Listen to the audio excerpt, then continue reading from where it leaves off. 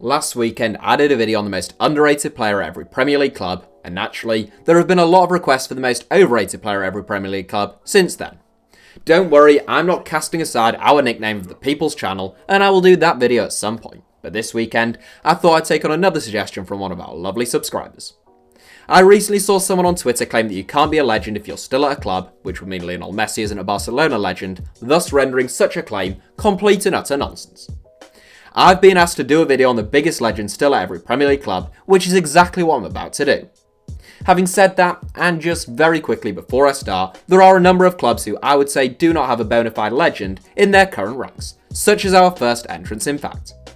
For legendary status, you're really looking for talent, loyalty, achievement, longevity, and a few special moments. There are some clubs who barely have a player with more than 3 years or with more than 100 appearances in their ranks, so not every club has a full-on legend, and in those instances, we've just gone for the nearest thing to one. Here is the biggest legend still at every Premier League club. Arsenal. MESUT Ozil. Well, I warned you that our first entry is one of the trickier ones, and now you can see why. Aaron Ramsey and Laurent Koscielny would have been better shouts had they not left the club this summer, but their departures left me essentially with a choice of MESUT Ozil or Hector Bellerin. Ozil is Arsenal's longest serving senior player, with the exception of backup goalkeeper Emiliano Martinez, and he has played more games for the club than any other current gunner. Ozil has tended to divide opinion among Arsenal fans, a section of whom believe he is a tremendous individual talent and an incredibly intelligent footballer, and another section who think he is lazy and a complete passenger out of possession, when in fact, both are of course correct. Ozil has played over 230 games, has won 4 trophies, and has been named as Player of the Year at Arsenal, and it's hard to argue against him being the closest thing to a legend currently playing for the club. Aston Villa. Jack Grealish. Aston Villa's squad has seen pretty much a complete overhaul since their relegation from the Premier League 3 long years ago, with the notable exception of Jack Grealish. The obvious and the right choice for Aston Villa, Grealish, has had an up-down 7 years in his boyhood club's first team, but he was excellent as captain as Dean Smith's men won promotion last season. Often supposedly close to making moves away from Villa Park, Grealish looks at home there now, he's a fan favourite, and he'll soon pass 150 Villa appearances. Oh, and he also scored the winner in the Second City derby after being hit by a Birmingham fan, which can only help his case among the Villa faithful. Bournemouth. Steve Cook. Eddie Howe has done a fine job of retaining his best players at Bournemouth, meaning the Cherries have a fair few long-serving players and candidates for this video. Callum Wilson, Ryan Fraser, and Simon Francis all stand out, but I think the crown has to go to Steve Cook. He is Bournemouth's longest serving player, now in his 9th season at the Vitality Stadium, and he has been a mainstay at the back as Bournemouth have gone from a mid-table side in League One to a mid-table side in the Premier League. Perhaps most remarkably of all, Cook is still only 28, and he could well go on to become Bournemouth's all-time record appearance holder, currently on just shy of 300 appearances. Brighton. Lewis Dunk. Staying on the south coast, it's a very easy decision when it comes to Brighton and Hove Albion. Solly March deserves an honourable mention, but club captain Lewis Dunk is the obvious candidate and the rightful winner. Brighton born and bred, Dunk came through the youth ranks with the Seagulls, making his debut when the club were in League One and still playing at the Withdean Stadium. Dunk is no Franz Beckenbauer, but he's a first-class professional who has maximised his talents and has earned rave reviews from teammates for his application and attitude in training over the years. He is now a dependable Premier League centre-back and an England international, and Brighton's defence has been the foundation of their Premier League survival over these last few seasons. Dunk has played 275 games for Brighton in total. Burnley. Ben Mee. I will give honourable mentions to Ashley Barnes, who is a huge fan favourite among Burnley fans for his scrappy and determined style of play, and also the way in which he has improved in the latter stages of his career, as well as fellow forward Jay Rodriguez, who hasn't yet done much back at Turf Moor, but was sensational in his first stint at the club. Ultimately, the right answer has to be Ben Mee though, who is Burnley's captain, and has been an outstanding candidate to the club since 2012. Now in his 9th season with the Clarets, Mee has made 293 appearances in Claret and Blue, and he's unfortunate not to have been capped by England. Chelsea. Cesar Azpilicueta. For a long time, Chelsea had a team packed full of legends, with the likes of Petr Cech, Ashley Cole, John Terry, Branislav Ivanovic, Frank Lampard and Didier Drogba departing between 2014 and 2017. Eden Hazard is a bona fide Chelsea legend, but he left the Blues in the summer in a big money move to Real Madrid. In his absence, Cesar Azpilicueta and N'Golo Kante are the standouts, but I think Azpilicueta has to take it. He has been an absolute bargain of a signing from Marseille. He has won 6 trophies at Stamford Bridge, he's made almost 350 appearances, and he won their Players Player of the Year award in the 2013-14 season. Crystal Palace. Wilfried Zaha. A good case could be made for Wilfried Zaha being Crystal Palace's greatest ever player, so there can be few doubts about him being the biggest legend currently at the club. Born in the Ivory Coast, Zaha's family moved to Croydon when he was only 4 and he joined the Palace Academy aged 12.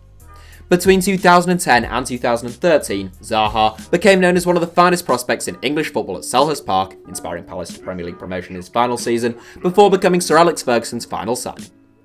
He returned in 2015, where he's had 5 excellent seasons, thrice being named as Palace's Player of the Year, and often being courted by top 6 clubs. In total, Zaha has scored 53 goals in 329 games for Crystal Palace.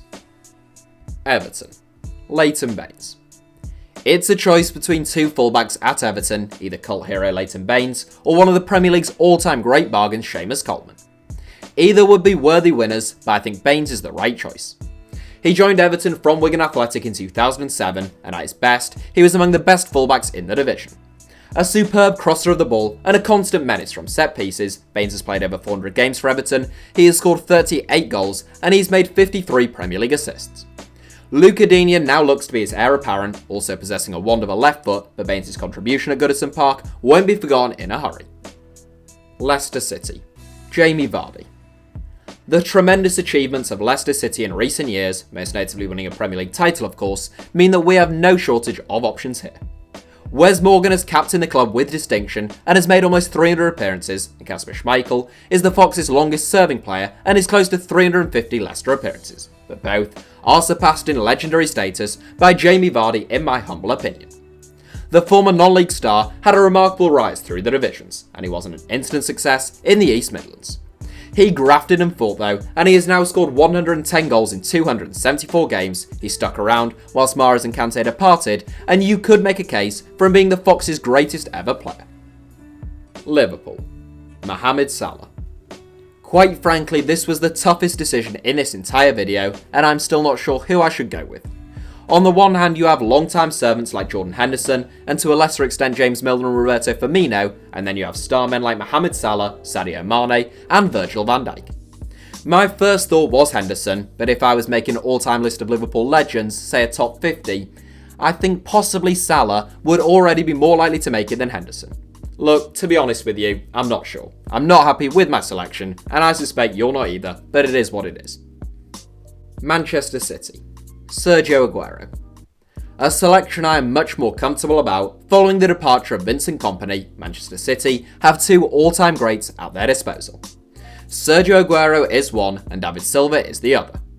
Those 2 are arguably the club's 2 greatest players of all time, and I put Aguero top of that tree. This is the Argentine's 9th season in Manchester, where he has scored 237 goals in 343 games. That makes him Man City's record goal scorer, he has twice been their Player of the Year, and it was his injury time winner that handed City their first top flight title for a lifetime. Manchester United. David De Gea. One of the easiest decisions in this entire video, David De Gea is a genuine Manchester United legend, and that is saying something when you consider the number of great players to have turned out at Old Trafford throughout the years.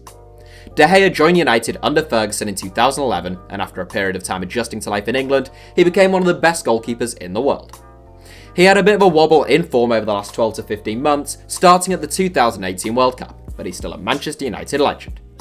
He has won the club's Player of the Year award 4 times, which is actually more than any other player in history. Newcastle United. Jamal Lascelles. Rob Elliott and Paul Dummett are Newcastle United's 2 longest serving players, and Dummett has actually been pretty dependable for the Magpies in recent times, but I think Jamal Lascelles deserves to top this one. The centre-back joined Newcastle in 2014, and after a season on at Nottingham Forest, he pretty immediately became a key man. He has registered 133 appearances in 4 seasons at St James's Park, where he is club captain. A special mention to Newcastle's prodigal son Andy Carroll, who could be considered purely for pocketing the club £35 million back when that was still a lot of money. Norwich City. TEEMU Pukki. A bit like Liverpool, my initial thought on Norwich was the semi-long serving player Tim Closer, who has been brilliant for the Canaries since 2016.